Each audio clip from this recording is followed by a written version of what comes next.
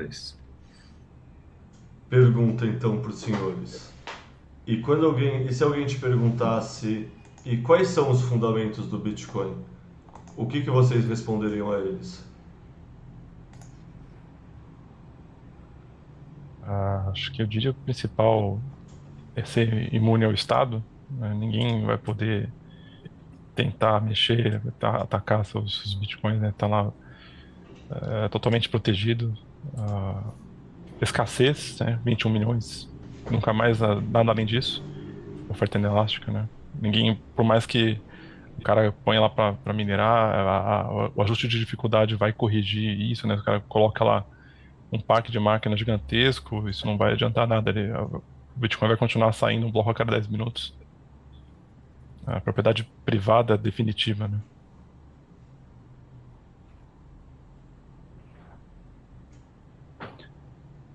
Podemos dizer que o Bitcoin é um elemento da natureza que estava apenas escondido da nossa vista e que assim que a gente tirou ele debaixo da pedrinha, ele passou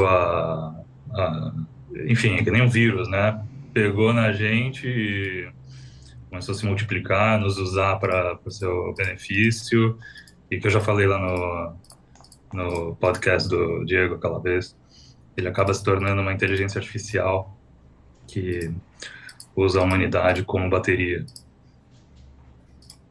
e Perfeito. que não deixa a gente tirar da tomada. Essa construção de que o Bitcoin é uma grande inteligência artificial, onde nós somos as, as, os peões dele, digamos assim. Olha, Pô, ele coloca a cenourinha e a gente vai atrás, né? Ele coloca um incentivo, a gente pluga os computadores na tomada e minera. Ele paga o fee de roteamento, a gente roda um Node Lightning e fica roteando transação. E quando a gente viu, a gente trabalhou para ele. E eu adoro não sei se é metáfora, analogia, que se dane também, né, Oleta, se é metáfora. Mas essa figura de que o Bitcoin é o elemento zero da tabela periódica, ele é energia, né? Ele é energia, ele é a informação sem a massa. E como energia, ele é a base de todo o resto. Afinal de contas, tudo é energia, né? Tudo é energia. Mas sobre os fundamentos, eu gosto de pensar assim: você está conversando com um economista ou com um advogado? Que são os dois assim que mais pegam, a meu ver. Por exemplo, para o advogado, o Bitcoin tem implicações interessantíssimas. Ele é a propriedade inalienável. E o direito acha que tem uma definição para isso. O Bitcoin, na prática, tem outra. Para o economista, ele é um dinheiro privado, né? Ele é a manifestação do livre mercado.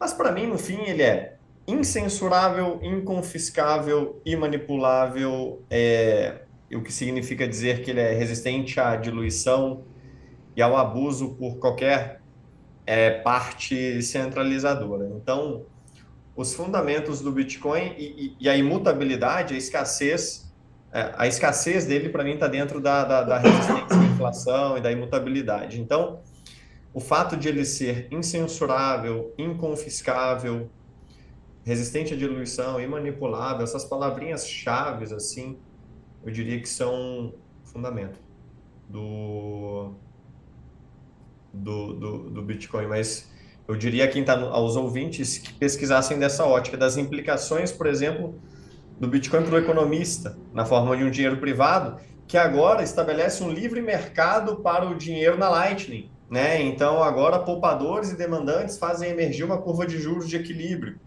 Não tem mais definição por comitê, né? Planejamento central, economia planejada, de taxa de juros. Para o advogado agora, como interpretar um patrimônio que está totalmente alheio a qualquer regulação humana? Para o planejador, consultor financeiro, o que é uma trust perto de um Bitcoin? O cara te manda para uma regulação humana. O Bitcoin manda o seu dinheiro para o cyberespaço, regulado pelas leis da natureza. Qual que é melhor para proteger o que é seu?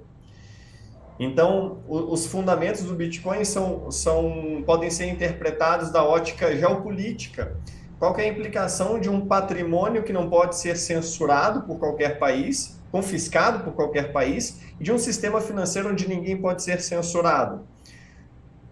Tenha isso e você não tem como aplicar sanção na Rússia. O que foi sanção na Rússia? Confisco e censura. Confisco do ouro e dos treasuries. Censura do SWIFT. A Lightning é o SWIFT. Bitcoin é o ouro que foi confiscado. Então, tem implicação geopolítica, financeira, legal. E aí o fundamento vai daquela coisa, né? De onde você vem. Só acrescentando essa analogia que o Reicher fez com o vírus é perfeita, né? Porque mesmo que fosse possível, de alguma forma hipotética, você parar o Bitcoin, a ideia já está disseminada, o vírus já se espalhou, vai estar dormente em algum lugar lá. E se o cara conseguisse, Alguém vai lá para o Wuhan e faz ele outro. vai ressuscitar, ele vai aparecer de novo. Só Cara, um ponto que o Diego falou também, que falando pro plebe comum, ali, uma coisa que eu acho sensacional do Bitcoin é a parte da autonomia, né? Você não depende de ninguém, né? Pega um plebe lá, quão fácil é para esse cara entender e levar o dinheiro dele para um paraíso fiscal para se defender do Estado, e ainda assim, com alguma colaboração entre os países, vão tirar o dinheiro dele. Já se você pegar lá um dia, uma semana assistindo o vídeo dos bitcoinheiros, você sozinho cria sua seed, transfere seu patrimônio Bitcoin e já era, ninguém pega. Com o detalhe de que hoje em dia nem mais banco suíço é seguro, né? Exato. Quem tá com a e grana no como o Credit próprio Suisse. e o próprio Obama tem vídeo gravado falando: o Bitcoin é como um pequeno banco suíço no seu bolso, e isso há muito tempo. Quanto à analogia do vírus, Norberto, eu trago um vídeo do Antonopoulos que eu vi e que me acendeu mais uma possibilidade. Pela natureza free e open source do Bitcoin, ele pode ser morto várias vezes, que ele sempre renascerá de alguma forma. Então você não precisa nem dessa ótica contar com o sucesso e a sobrevivência dessa versão. E aí é aquilo, é uma ideia, e ideias são a prova de bala, a ideia está implementada num código aberto, você não consegue matar, como você também não consegue fazer deixar de existir da face da Terra qualquer tipo de vírus. É impossível. Então, dessa ótica, convenhamos, de análise estatística e alguns diriam até termodinâmica, o Bitcoin já venceu, porque é uma questão de tempo. Não sei no que você acredita, mas em algum universo nós já hiperbitcoinizamos. Pela natureza, como ele funciona, é como um vírus mesmo, acho que é perfeito. Bom, então levando em conta todos esses fundamentos, deixa eu perguntar para vocês outras coisas. Tipo, beleza, tem o usuário do Bitcoin que é mais ideológico e tanto faz qual seria o preço, o valor justo, o valuation do Bitcoin. Mas muitos não são assim, muitos querem pensar no trade do Bitcoin. Nesse ponto de vista, como vocês precificam o Bitcoin? Vocês usam qual modelo mental para pensar em valuation e por quê?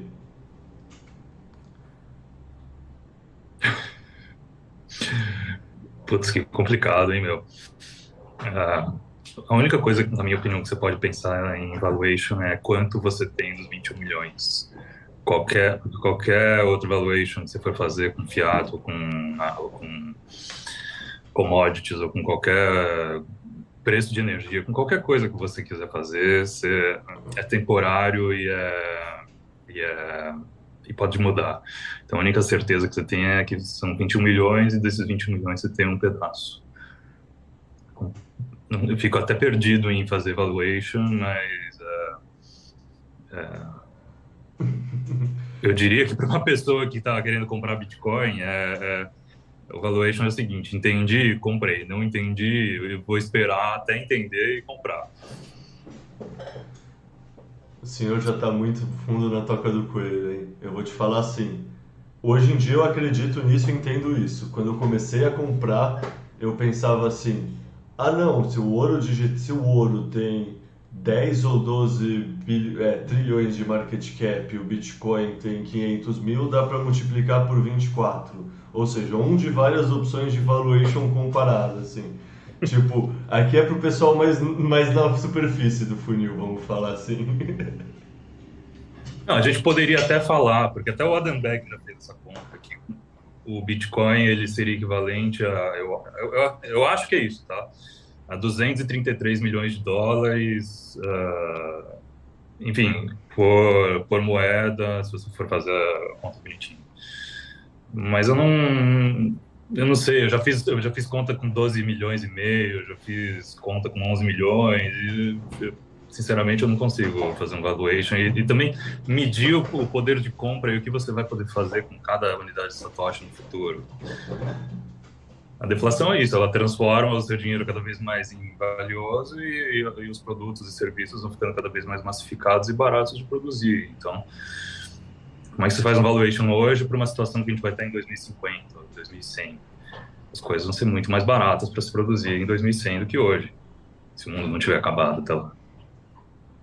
O que mais complica a cotação não é o Bitcoin, é que a quantidade de moeda fiat é uma incógnita. É isso que bagunça você determinar quanto que vai valer algo se a referência que as pessoas pedem é uma curva de moeda que é centralmente planejada. Então, por exemplo, Ninguém sabe, né? Ninguém sabe quanto tem. exatamente. É a primeira vez na história que a humanidade consegue auditar com precisão matemática a quantidade de dinheiro em circulação. Isso não é possível nem no ouro. A gente não sabe nem quanto tem em Fort Knox, porque eles não permitem auditoria, muito menos a quantidade de dólares em circulação. Então, a incógnita não é o Bitcoin, a incógnita é a denominação, é a moeda fiduciária que cresce o dólar desde 1960, 7% ao ano. Isso significa que dobra a cada 10 anos. A cada 10 anos a quantidade de dólares dobra. Então, você quer que eu te fale o preço do Bitcoin em dólares daqui a 10 anos? Lembre que o dólar valerá a metade, porque teremos 2 vezes mais dólares em circulação. Então, já entrando na minha continha de bolso, é uma conta que eu faço do Greg Foss e do Lawrence Lepar, são 2 amigos, um gestor de ouro e o outro de crédito, o Greg Foss de crédito e o Lepar de ouro, e eles conversam muito, fazem muitos podcasts, inclusive tiveram ambos lá na Bitcoin em Amsterdã agora, e o resumo de ambos é o seguinte: Greg Foss, o mundo tem 900 trilhões de dólares em ativos, em real estate, obras de arte, stocks, equities e tudo mais. E se o Bitcoin, como uma forma superior de dinheiro, uma forma superior de reserva de valor, capturar o que ele chama de prêmio monetário, ou seja, o valor adicional que as coisas têm por serem reserva de valor e não uma coisa. Por exemplo, quantos não compram um relógio como reserva de valor e não por ser relógio? Quantos não compram um imóvel assim? Se o Bitcoin capturar 2% do prêmio, desse valor total a título de prêmio monetário, o Bitcoin vai para 2 milhões de dólares. Mas aí entra aquela coisa. Hoje, todo o ativo do mundo são 900 trilhões de dólares. Mas daqui a 10 anos, teremos 2 vezes mais dólares. Então, daqui a 10 anos, o Bitcoin vai para 4 milhões de dólares, segundo essa tese. E aí, em reais, fica mais bagunçado ainda, porque como as outras moedas são uma espécie de derivativo do dólar, e essas coisas são exponenciais, o real ele é muito mais volátil que o dólar. Então, se o Bitcoin vai a 4 milhões de dólares, a cotação em real ela é muito mais absurda. Então, não convém nem botar alguma coisa aqui que a turma vai ficar maluca. Mas essa é a continha de bolsa que eu faço. E o que o Lepar adiciona ao cálculo do Greg é que o ouro, no ápice, ele chegou a ser 10% de todos os ativos do mundo. Então, isso levaria o Bitcoin como um análogo ao ouro a 10 milhões de dólares. Porém, o Bitcoin não é só ouro, é um sistema financeiro, ou seja, são os bancos comerciais e quanto eles valem, e é também uma nova espécie de internet, ou seja, uma forma de você capturar o valor da internet que foi capturado pelas FANGs. Então a coisa começa a ficar muito maluca e não tem fim. Na verdade, vai subir para sempre. O pior de Os tudo 233 milhões está certo. o pior de tudo é que eu faço essa pergunta porque é isso, tipo, um dos textos que eu escrevi que está no livro é assim, eu começo falando vários modelos de valuation, tudo mais, falo do stock to flow, do rainbow chart, sabe, dessas coisas mais, mas para mim a conclusão é isso, a conclusão é que se você entender que ele é a invenção da oferta inelástica, você não vai conseguir produzir mais bitcoins, sabe? Não, tipo, escassez absoluta. Você não vai conseguir produzir mais de 21 milhões. Um dos fundamentos é justamente a quantidade que você não aumenta se você quiser empregar mais energia, se você quiser diluir a oferta. Você não aumenta. Maravilha, o Bitcoin é a invenção da oferta inelástica. Perfeito, para um mundo cada vez mais abundante. Exato. Então, para mim, eu concordo inteiramente. Para mim, a definição sempre passou por esse pensamento de, no final, o number go up, assim. Tipo, você não precisa entender o zoom in, tipo, primeiro vai roubar o market cap do ouro, vai desmonetizar um pouco os ETFs, as FANGs. Tipo, vai. Óbvio que vai. Mas, é isso. É só é o filme, tipo, são várias fotografias de um filme que o caminho vai percorrer. Diga. Não, eu já escutei 900 trilhões, também já escutei 400, também já escutei 300 trilhões. Então, esse número também é... Já escutei alguns quadrilhões uma vez. Como é que era? Alguma coisa assim, 2 quadrilhões. Então, esse número também é subjetivo, né? Ninguém sabe quanto existe em derivativos mesmo no mundo. Exato, porque denominado em moeda fiat, todas as moedas fiat que já passaram pela face da Terra hiperinflaram. Isso acontece desde o Império Romano, porque é uma questão da matemática também. Isso é tão seguro quanto o próprio Bitcoin, essa que é a ironia. Se você plotar num gráfico um regime de metas de inflação de 2%, o gráfico ele empina no final, não importa quantos por cento você ponha. E a gente tem um CAGR de 7% do dólar, mas o do real é 14%.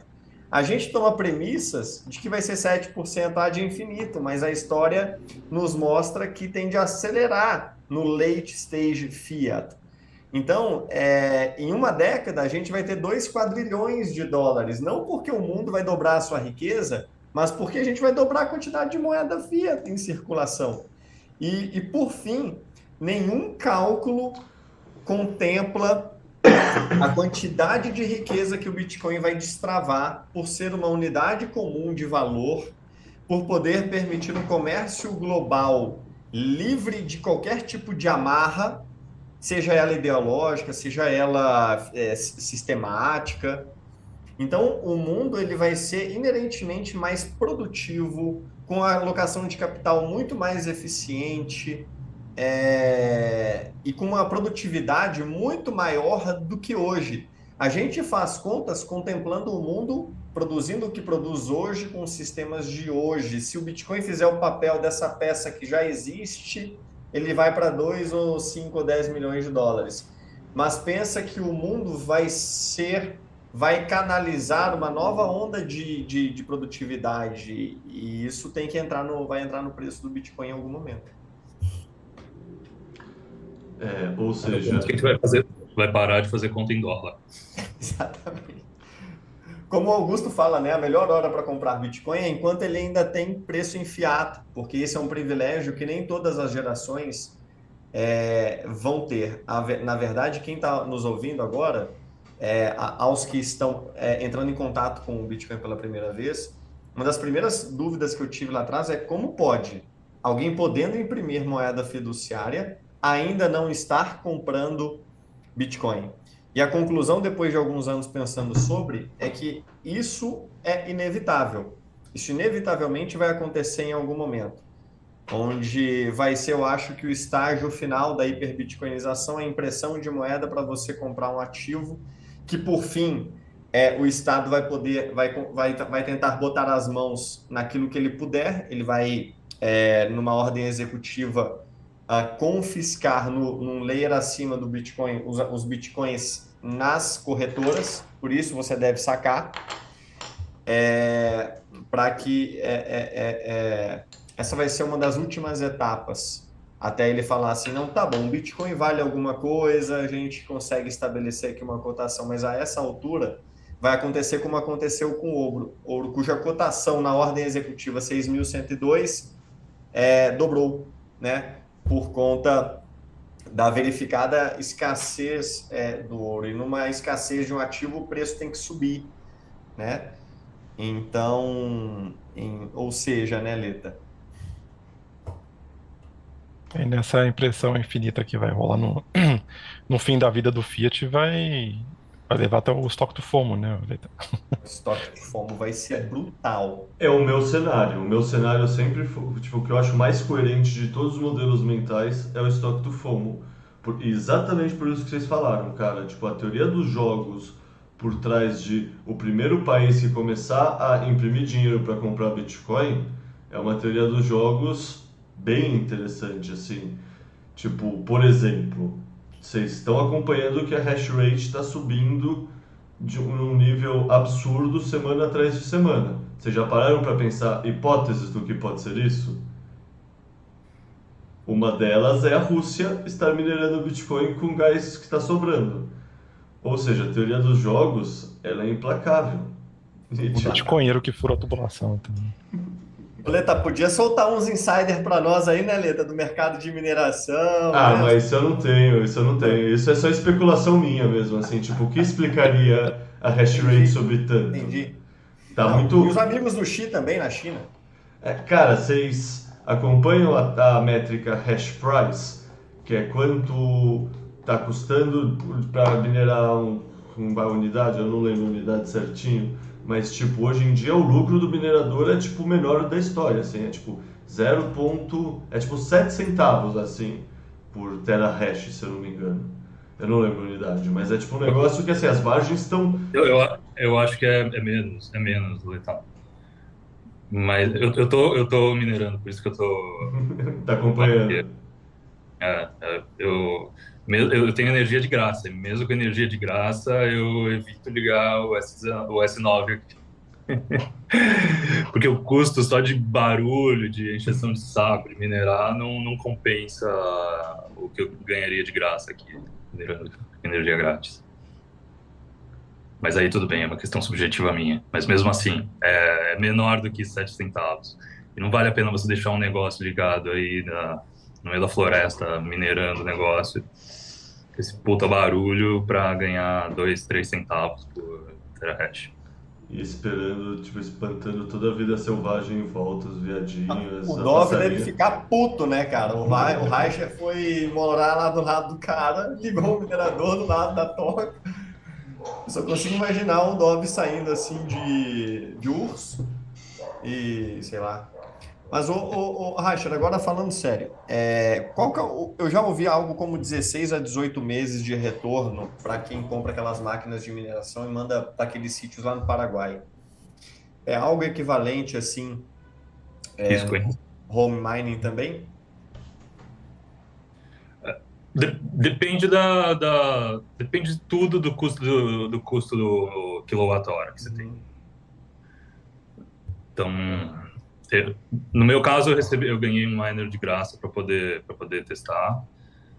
Então, não tive o custo, o capex aí, mas eu não compraria uma máquina para minerar home mining para tentar fazer dinheiro ou para tentar offset a produção de energia que eu tenho aqui. Não faria. Eu acho que ainda está muito.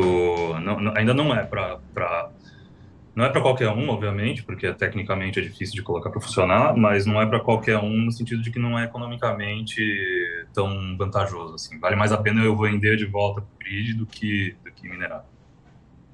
A gente precisa usar o calor da mineração como utilidade para poder ter algum valor um pouquinho mais percebido para esse mercado se desenvolver. Enquanto o mercado não perceber que enfim, alguma utilidade maior do que simplesmente tirar dinheiro da produção de energia, não vai, home mining não vai rolar.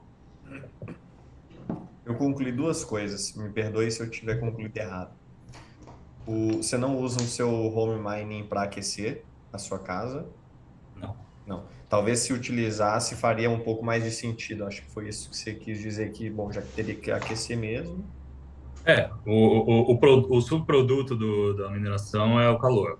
Então, eu diria que desperdiçar calor de mineração é você perder eficiência frente a quem estiver utilizando o calor da mineração como alguma coisa útil.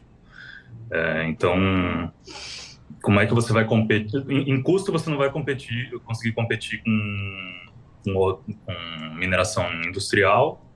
Então, a única coisa que poderia auxiliar e melhorar os incentivos econômicos para se minerar em casa é a utilização do calor para alguma coisa útil e que poderia, de repente, diminuir o custo de geração de calor que a pessoa já paga, que a pessoa já tem com gás ou com eletricidade.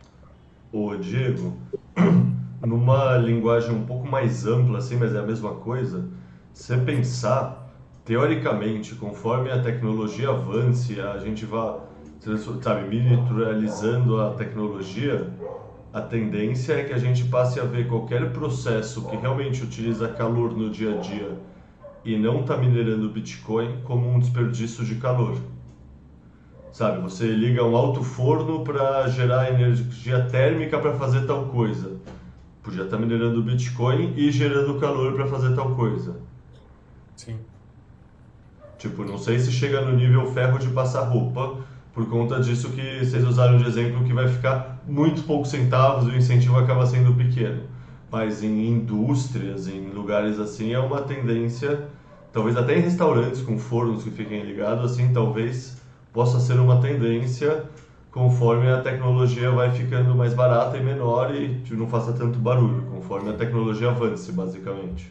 A lógica é, se você precisa aquecer alguma coisa, não faz sentido não minerar Bitcoin no processo de aquecimento daquele negócio. Exato, exatamente. Se você não estiver usando calor da mineração, não vai compensar economicamente. Você vai estar pagando um premium que outra pessoa normal não estaria pagando. Tá, O ganho de eficiência econômico também está aí. tá. O Raich, ele tu falou que, pô, eu gero uma energia gratuita e vale a pena vender para o grid. O grid é meio que um concorrente, assim. O grid onde tu tá, ele não tá pagando muito bem, digamos que você estivesse num lugar onde o grid pagasse muito pouco ou quase nada. Isso tornaria mais atrativo em comparação à mineração?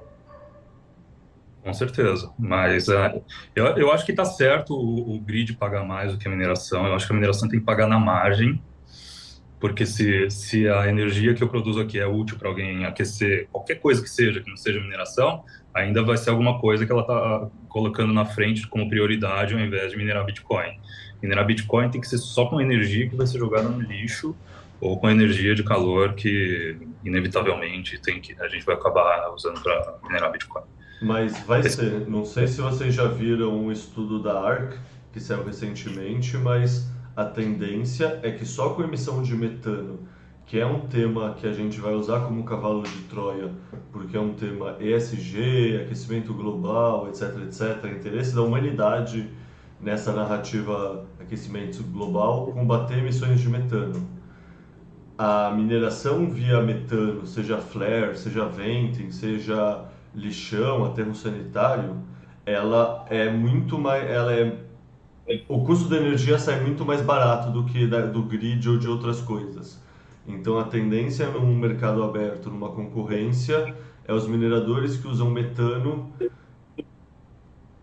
Quem quiser lucrar vai ter que vir para esse mundo e vai largar as outras coisas da grid em média.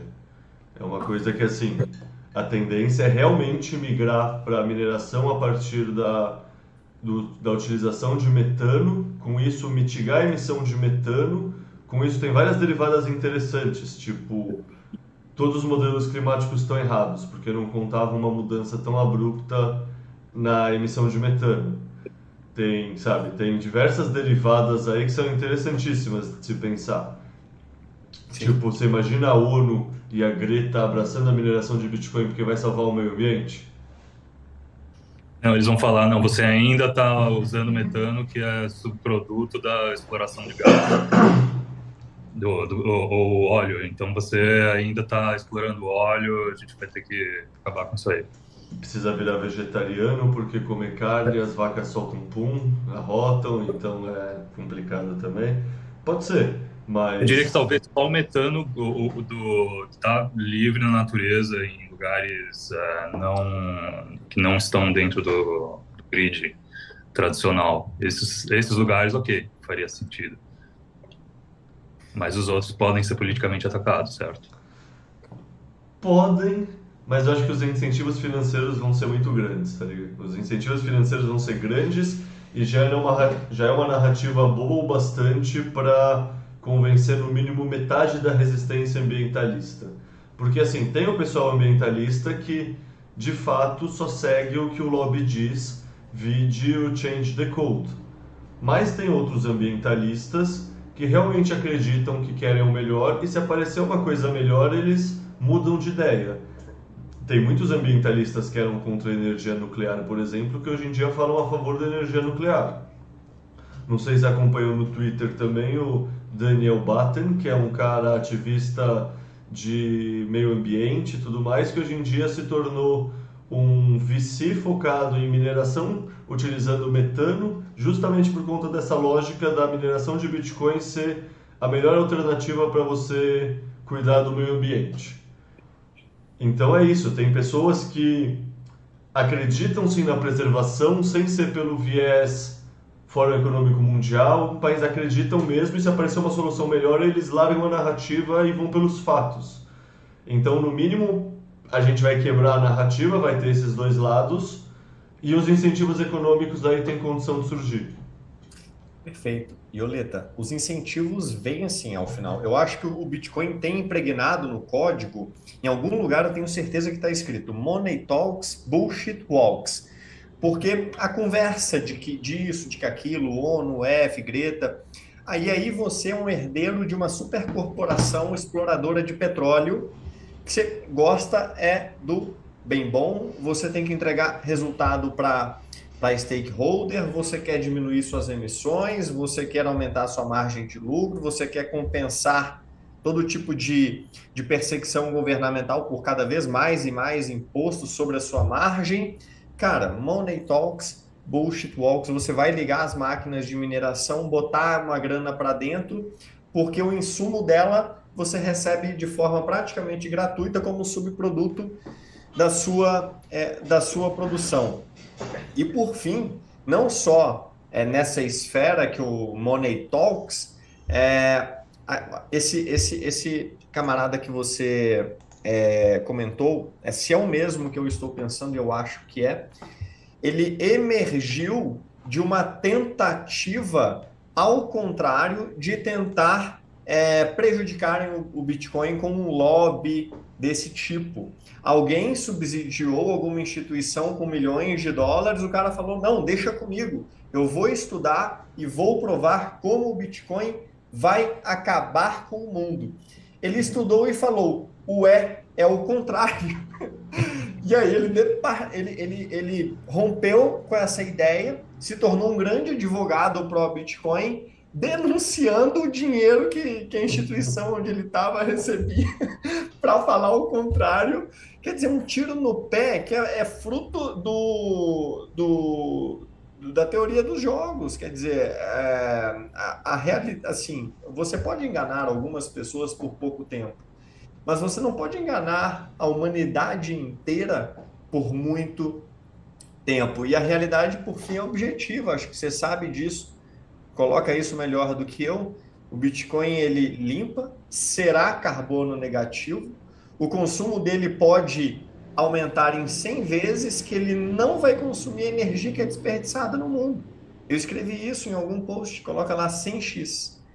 Então, isso volta ao começo da live. O Proof of Stake tem uma visão curtíssima de zerar o carbono. A visão do Bitcoin é muito mais sofisticada, que é de eliminar o carbono, porque onde houver carbono como produção, né, como subproduto, ele estará lá para consumi-lo ao invés de jogá-lo na atmosfera e tornar o mundo E aí, cara, vai ser lindo de ver o sorrisinho sem graça dos detratores, né? Porque convenhamos que é inevitável.